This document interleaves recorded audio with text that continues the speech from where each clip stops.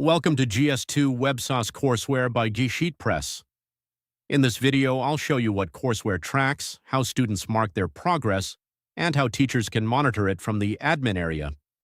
Let's start with what this looks like from the student side. As a student, you should mark each lesson complete once you've finished the content.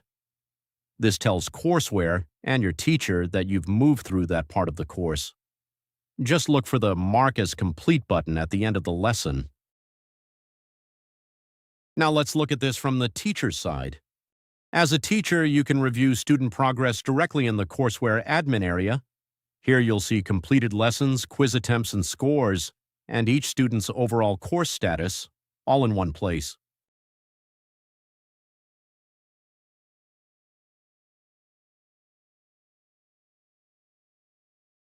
That's how progress tracking works in Courseware. For students, it's about marking your way through the course, and for teachers, it's about knowing exactly who needs support. If this helped you, check out our other tutorials linked below.